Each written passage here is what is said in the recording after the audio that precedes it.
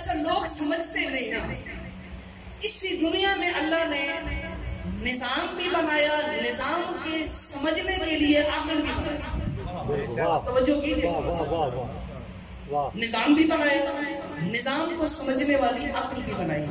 اب لوگ غور و فکر نہ کریں، نہ نظام کا قصور ہے نہ نظام بنانے والے کا قصور ہے.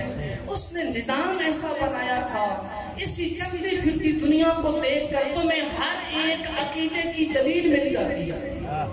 اچھا کیسے؟ اگر کوئی انسان کسی درخت کو دیکھتا ہے، ہرا بھرا درخت ہے، سرسبز و شاداب درخت ہے، پھولوں والا ہے تو وہ پھول دے رہا ہے، پھلوں والا ہے تو پھل دے رہا ہے، زندہ اور سلامت درخت کو دیکھ کر انسان کے ذہن میں کیا تصور آتا ہے؟ اس جیتے جاگتے پھول دیتے ہوئے، پھل دیتے ہوئے درخت میں کمال درخت کا ہے یا کسی اور چیز کا؟ توجہ کیجیے گا.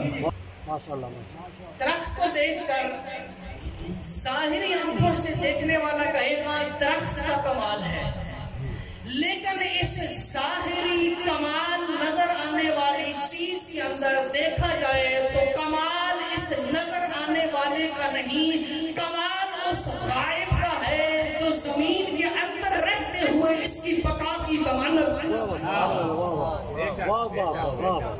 سبحان اللہ.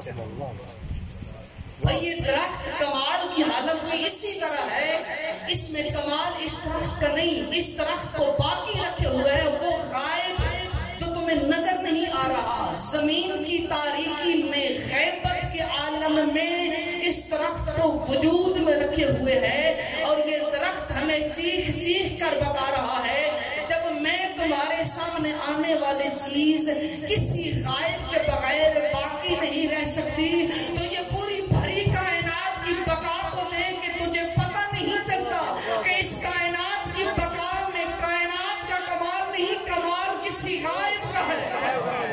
سبحان اللہ. وجود ہے سبحان اللہ. سبحان اللہ. جس کی وجود کی برکت سے سبحان اللہ. درخت باقی ہے. سبحان اللہ. اسی لیے معصوم نے فرمایا کہ لولا الحجۃ لصاخت الارض باہلھا، اگر اللہ کی حجت نہ ہوتی تو زمین اپنے اہل سمیت دھس جاتی، فنا کی وادی میں چلی جاتی. کائنات کے ذرے ذرے کی بقا کی ضمانت ہے کسی غائب کا وجود. سبحان اللہ.